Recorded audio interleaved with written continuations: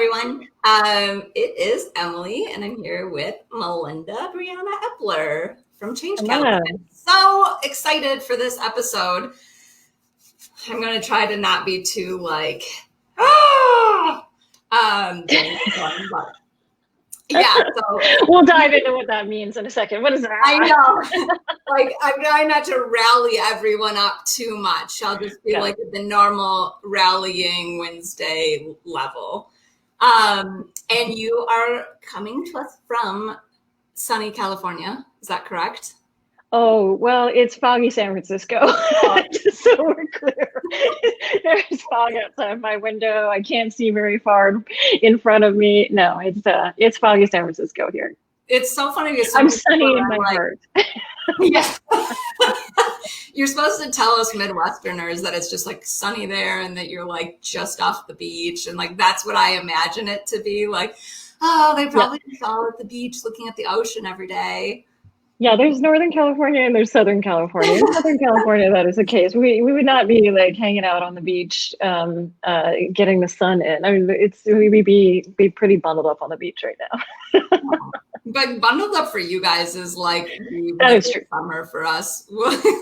Yeah. I was just telling you before how my sister-in-law would come and it'll be like 70 degrees here, and she'd be like, "It's a little chilly today," and I'll be like, "You were not from there." Okay, here's my formal welcome to everybody. So welcome to the Cackle, everyone. This is Entry Point's weekly Q&A where we highlight small businesses and startups and people having an impact on our community. And today is super exciting, a more serious topic, but we're talking about continuing diversity, equity, and inclusion work in 2021. I know everyone just thought all our problems were going to be solved after 2020, so not the case. So I'm super excited that Melinda's here because she is like a total expert in the DEI space, has a lot of like really great resources to offer. She's got a book coming up, she's got podcasts, all the things. And so if you have any questions or resources or shout outs or anything, feel free to drop them in the comments. And then we'll try to address them or not. Sometimes I just, but yay, welcome. I'm so excited. So tell us a little bit about kind of like your journey and, you know, how did diversity, equity, inclusion work begin, and why did you start focusing on the tech industry, and kind of like what was the genesis? Yeah, sure. So I started out as a documentary filmmaker, working to create change. My whole life I've been focused on social impact and creating social and environmental change and making the world a better place. And started as a documentary filmmaker, worked in the film industry for about 10 years, and then started to use those skills of creating social change with storytelling and combining some of the work that I had done in college around behavior change and change management, and combine those together to create social impact brand. Work with companies around social impact, mostly Fortune 500 companies, NGOs, government organizations working to create change. And I did that for a number of years, and then one of my clients made me a job offer I couldn't refuse, and so I shut down my consultancy at the time, my storytelling consultancy, and moved to San Francisco. Became an executive, was a executive in charge of culture and marketing, and kind of. That's so interesting. Yeah, and I was also working on. I was opening a new client offering around with healthcare, big healthcare systems to change their behavior around sustainability. And so using those same tools that I had been using before around storytelling and behavior change campaigns to really impact the healthcare industry. And at the same time, kind of hit this wall. I was the only woman in a leadership team of 19. And the company was not set up for me. It was not set up for my success. I had a lot of pretty major microaggressions and some macroaggressions, and kind of had this aha moment that, well, was not in an environment that was really fueling me. It was shutting me down. It was pushing me out. And I felt that one of the big things I could do in the world was to make companies better so that we could have more diverse leaders leading them. And because the way the system works, it doesn't work for everybody. And so I put some strategies into place and worked to create change, some in that company, and then hired people to continue on that change, and left my job as an executive to start Change Catalyst to really address diversity, equity, and inclusion, particularly in the tech industry where we are in San Francisco. And in large part because we're here in San Francisco, it's an industry I know. My husband and Wayne Sutton and I, we started the company together. Both of us have been very passionate about tech and the ability for tech to really change the world. And it is changing the world in many ways. And we need to make it better by really working on the representation, the culture, the leadership of the industry. So we started Change Catalyst in 2014. We started with an event. We thought, well, if we bring everybody together to really focus on solutions to diversity and inclusion, then we can change the industry. And so we did that. We spent a lot of time, really, at that time, people were doing diversity, equity, inclusion in silos, mostly focusing on diversity at that time, working in silos, not working together, not collaborating. We saw a lot of the same mistakes being made over and over again, the same kind of people trying the same things and it not working. And so we really wanted to get folks together to share what was working, what was not working, and really start to develop some best practices and start widening the conversation and the work around diversity, equity, and inclusion. So we had our first conference in 2015 and have kind of continued to do that work. We realized, it was a high impact event and we needed to do more of it. So we have had, I don't know how many events at this point, 50 plus events around the world. And then we also do training, consulting, and had some startup programs too. Yeah, sorry. Okay. Yeah, I was going to say you guys have really quality events. I've been to a couple and I feel like they're always just like really, like people are just like very like open and honest and have like real conversation versus like some of these things where like people are just like talking at you and everyone's a little bit just like, I'm here to be, my employer wanted me to be. Right. Yeah. So, good. This is a quality, this. Yeah, I definitely feel like, I mean, how you said a lot of people were doing diversity, used to be doing like diversity work, focusing on, I do feel like in the last year, that's been like something like I've noticed a lot more of is just that like you really don't know like where people are coming from when they're coming into a position. And like it's been like so hard to even like we're a small organization and even realize like what everyone that works like at Entry Point has going on in their lives. Like you don't know like if one of their family members has COVID, or if they're like struggling with childcare, or if they're having like anxiety issues because of things that are going on, or, like a lot of these different factors. And so it has been one of those things where I think like, I mean, I feel like before this, I was like very like big fangirl of like, yeah, you need to like create an environment where everyone can bring them whole selves to work and all of that. But I feel like it has been just like, even the nuance of that has been so apparent in the last year and a half, I guess. How long has it been? The last 200 years that we've been in the year 2020 and 2021. Yeah, exactly. But yeah, it has just been like kind of like one of those years that like I feel like highlights like the importance of like the work that you do. And yeah, definitely. Like so many good people doing that stuff. Yeah.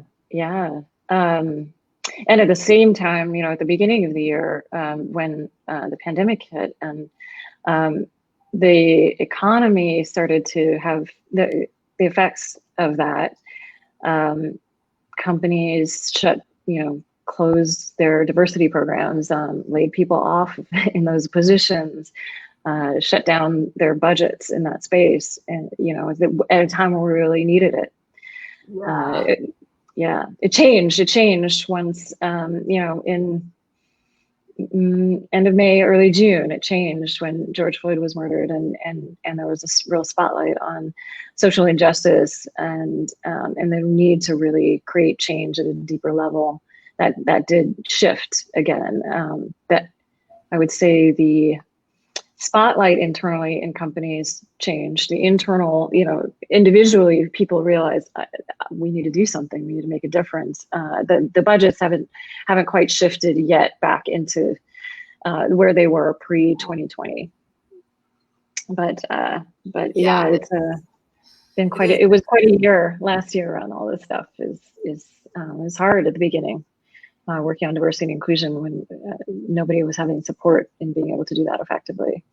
And that is kind of like one of those things that's like so frustrating, is that is like the first thing that people cut, even though you see like clearly, I feel like a lot of the divides in society, like not political divide, this like whatever, but like a lot of just like the differences in society were like so highlighted by the pandemic. And yet when people like have budget issues, that's the first thing to be like, yeah, we don't really like need that, and like all those things. And then after they realize like, oh, this is a thing that we do need, then they're like, just like, quick, put up for right. our organization. It was like, post something on social media, please. And I'm like, yeah, make a statement. Yeah. And when there's a contraction in the economy and when you need to lay people off, that is when you need to do that with a lens of diversity, equity, and inclusion. And if not, a lot of companies will find, I think, when they do their data work in looking back at their data in 2020, that they've lost some their diverse population because they didn't do that with a lens of DEI. So yeah. I was actually going to ask you next if you felt like you saw any of like the DEI work that companies did go by the wayside last year. And so I guess yes, definitely. And then the like I said, the DEI work contracted as budgets contracted, as some people were laid off in those positions, and then all of a sudden companies said we need to do something, and put that onus mostly on the people with underrepresented identities in their companies to do something, to create a statement, to create change internally, which is unfair. You all need to do it together, and still didn't put the budgets back. So we had people reaching out, and we had, massive amounts of inbound requests for more information and wanting to work with us, and a lot of conversations around, well, we have a limited budget this year, but we still want to do something. Yeah, you got to put the money there to really create systemic change. Yeah. Do you think that you've seen kind of a lot of allyship kind of go by the wayside as well? Because I could see how like a lot of people have a certain capacity for what they're able to put their energy towards. And I feel like people are just like so tired from all of the things that I think, and maybe not even necessarily allyship, but like the ability to kind of like speak up and like say things and like try to focus on this. Do you think that like within organizations, there are a lot of people that are just like, I don't know, I'm just trying to like get through this year. Like I can't be focused on these things as well. I think that there was a lot of energy in June and July and August to really, it was a new awakening for a lot of people when they saw George Floyd murdered on camera, and the resulting movement around that. A lot of people kind of newly awakened to the need to be an ally. So there were a lot of new folks that are open to creating change now that weren't before. So there is that, and so I think a lot of new allies were uniquely born in 2020, which is great, and wanting to make a difference and realizing that their own that privilege gap, their own privilege in relation to other people, and wanting to understand, wanting to learn, wanting to take action. So I think 2020 brought that. And at the same time, there's also, yes, there is a general fatigue. I wouldn't say there's an allyship fatigue, but there's a general fatigue and there's an empathy gap. And the empathy gap, I think, has been growing for at least 4 years, but I think even longer than that because of how the election in 2016 went. It went before that as well. There's a real empathy gap in how, you know, when there's fear, when we have fear, we tend to lose our empathy, and we have to work to get it back. We have to work on the empathy. We have to actively work to make that the case, and to show up with empathy, to show each other empathy, demonstrate empathy. And so I think what happened in 2020 also at the same time is that we have this fear around the pandemic. We have this real fear, and this literally we have to be physically distanced from each other. We're being told to be socially distanced from each other. I don't like walking around the streets of San Francisco feeling like I have to stay away from that person and then they may be a vector of disease. You know, all of that does play into our empathy gap and grows that empathy gap. On top of that, we have fatigue. We have a lot of stuff that we're dealing with in our lives that we didn't have to before. You know, parents have another full-time job that they didn't have before. It was part-time before. I mean, you're always a full-time parent, but the time involved is very different now. And so with all of that, I think we have a growing empathy gap that we need to work on together. Yeah. Yeah. What do you feel like people should be focusing on, you know, like now that it's like the new year? What do you feel like? And what a new year it is. Yay. I know. I'm like, now that it's like 2021, same old thing in a new package. Like, I guess I look at 2021 as like, okay, 2020 was a very like hard year, but 2021 will hopefully be on the ramp up. At least that's what I'm telling myself in January. Things will be great by the December of 2021, I'm sure. But yeah, what do you feel like people should be focusing on now going into 2021 to kind of maybe help ensure the ramp up? People or companies? I think, well, maybe it's the same. I think remembering your own humanity and your own empathy, and remembering the humanity around you and the people that you work with. And I think we tend to make a lot of assumptions right now in particular, and kind of push away ideas that we don't initially like or believe in. And instead we should be taking a step back and asking, well, why does that person believe that? Why is that happening? You know, somebody said to me the other day, or in a meeting the other day, that, you know, in California we have a huge, there's a crisis here with the pandemic, and disproportionately across the country and across the world, it's hitting people with underrepresented, marginalized identities. And here in California, it's the Latino population.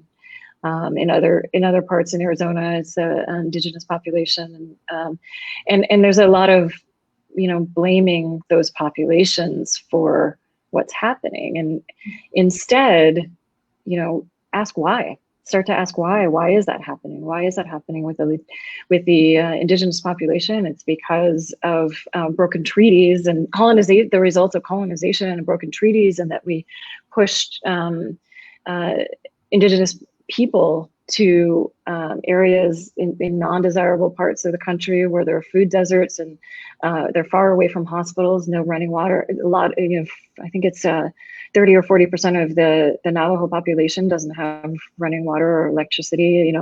And they are living in homes with a lot more people in them. All of those are reasons why, and it's a systemic problem. The Latino population here are largely the frontline workers, and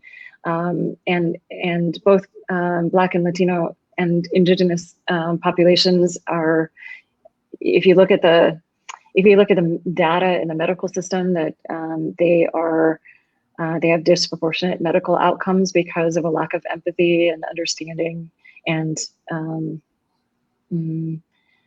biases in the medical industry when they're being treated. And so statistically, they're less likely to take in medical advice as a result. And so, we can't blame each other without asking why and really understanding what's going on and then working to fix it.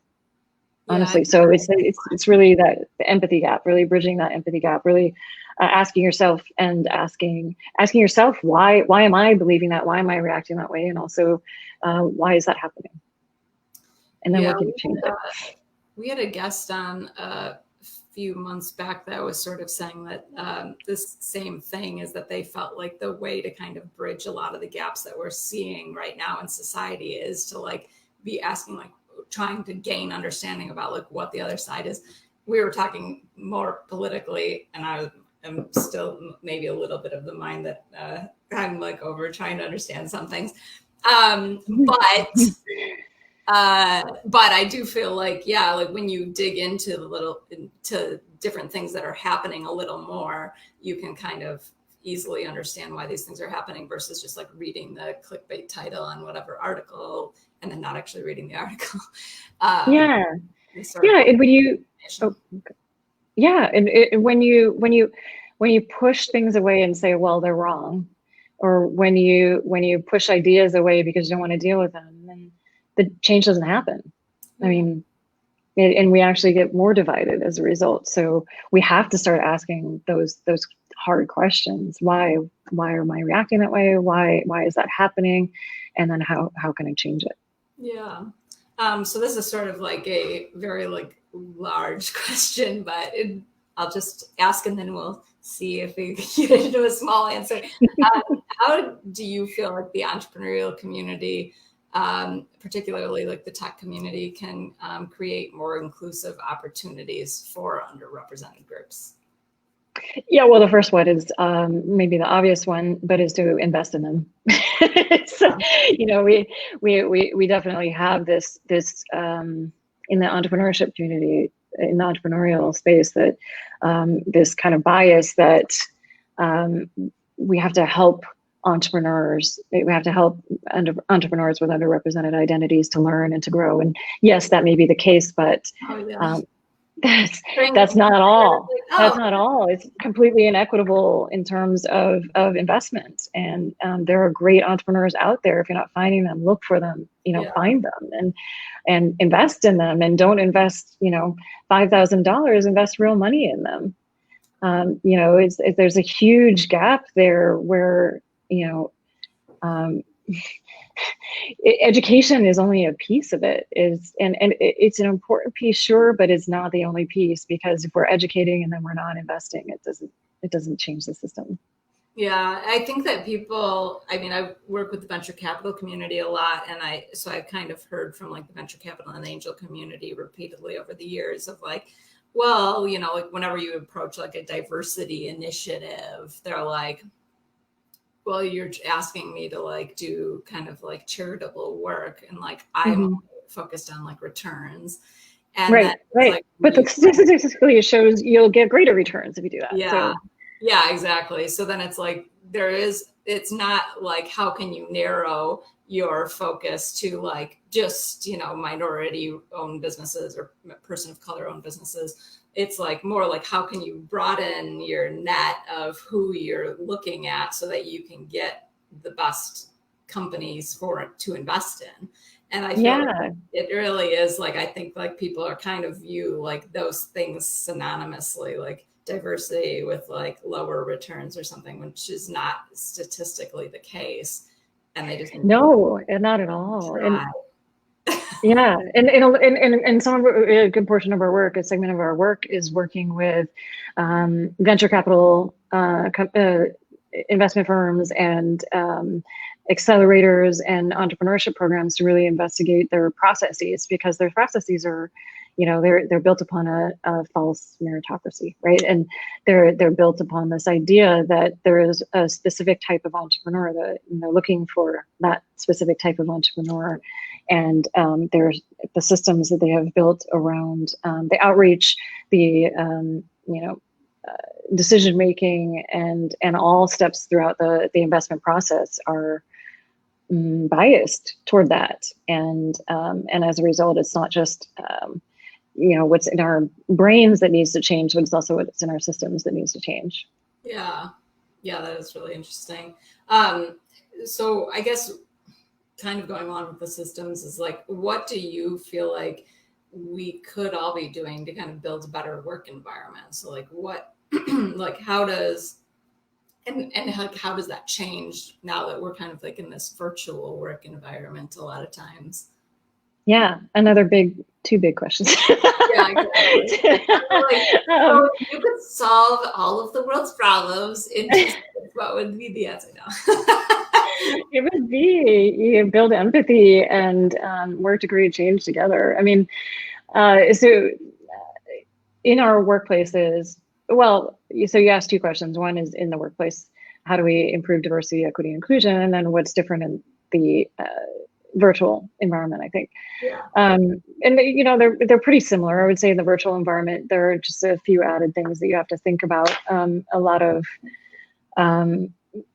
in the virtual space, it's how do you continue to build empathy and understanding for each other in the virtual space when we don't have the water cooler moments? How do you create those water cooler moments so that we're continuing to learn about each other?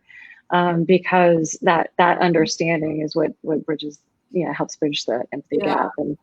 And so how are you building those informal moments for your team to get to know each other? Some people are coming onto Teams virtually and have never seen each other in person. And so how do you do that effectively? How do you also make sure that you're doing those informal feedback loops? Because there's a lot of statistics show that research shows that people with underrepresented identities, women, underrepresented minorities don't get feedback and don't get it as often and don't get constructive, good feedback as often. And it's even more the case in the virtual space. You have to make those moments happen. You have to actively make those moments happen instead of what in the non-virtual space, it can be pretty, you think about it, go talk to that person. In this case, you have to schedule time on their calendar, but you need to do that. And then, so just overall, I would say in the workplaces, that's just a couple of examples. Also, I think in the virtual space, in the pandemic, is another added thing that we have to think about is how are we supporting people right now? How are we supporting people around mental health? How are we supporting caregivers right now who haven't added a second job of teaching and educating their kids while they're also doing their work? Yeah. How are we supporting each other to make sure that we have that mental space away from the computer so that we have that ability, that resilience that we so need right now? In the workplace, improving diversity, equity, and inclusion right now is really, leadership needs to dedicate time, resources, money to creating that change. If it doesn't come from the top, it's so difficult to create change. And if it doesn't come from the top, you're going to lose your the diversity, any diversity that you have already, especially now in this moment. So that needs to come from the top, and then work to create change together. Really have the hard conversations. Really look at those systemic inequities in your culture, in your systems and processes, and design them so that they're for everyone. Design for the few folks that are in the room, the edge cases in that case, and from design thinking and design for those edge cases, and you'll work to create a better, more inclusive environment and bring more diversity eventually as well. Yeah, I really like that how you said it was you know, it's really like creating those informal moments where you can learn about people. Cause I feel like that is really difficult to do right now virtually, because like everybody just seems to be so much busier with like kids at home and like all these things that you had mentioned. Mhm. And, but it is kind of interesting is when you're like designing the, like when you're figuring out like what your schedule is going to be and benefits and like all of those things and what your strategies are going to be for like virtual work and how you guys are going to like manage things. It's like very hard to take all of these like factors that aren't within your own experience Mhm. to Mhm. account. You don't necessarily know Yeah. about them. You do have those like kind of Yeah. informal things that you can, you know, learn about what other people are going through and try to figure out like what is best for everybody versus like just I think this is what's best, and then just Yeah. Exactly. And also remember that, you know, we tend to look for commonalities, and in order to build relationships, and we also need to think about the differences. What are those differences? What are people uniquely going through right now? And you know, I hear um, a lot of people, colleagues in the tech industry right now saying, well, it sucks being on video all the time, and this is so hard. And at the same time, knowing the pandemic is disproportionately hurting Black, Latinx, and Indigenous communities. There's a lot deeper, harder things that some people are going through right now, with deaths in the family, and, you know, illness across the family, and really having that empathy for each other is so important right now. Yeah, I really like that. Sorry to be, that was like a real down note, but I think it's so important, and we forget. You know, there's a privilege gap right now happening even in the pandemic, and we need to be there for each other and support each other right now. And sometimes we forget. Yeah, for sure. I feel like it seems like even more apparent now during the pandemic, where you're just like, oh my gosh, like all these people that are like, you know, hiring $100,000 tutors to help homeschool their kids versus like other friends where they're like, yeah, I can't work anymore because the kids are at home and like my job is shut down and all this stuff. It's just like and then the other, you know, even going further, you know, my kids can't get online because we don't have digital access, and exactly. You know, there's multiple levels there. Yeah, exactly. It's like, oh yeah. So, you have a book coming out, and I want to. What is it about? It's called How to Be an Ally, with McGraw-Hill, and it'll be coming out later this year. And it's about the actions that we can all take to create change for each other in the workplace. Yeah, that's awesome. I feel like that is like such a helpful book, because that's like one of those things that people are always kind of like putting on like professionals like you, or putting on their like friends who are people of color, kind of like, how can I be a better ally? Just go read this book. Just read it. Yeah, you'll know. That's the goal. Here it is. Here's the book that I needed and didn't have, and so hopefully it will make a difference for the rest of us to really step up and be there for each other, and really also bridge that understanding. There's definitely some learning pieces, a lot of learning pieces in there.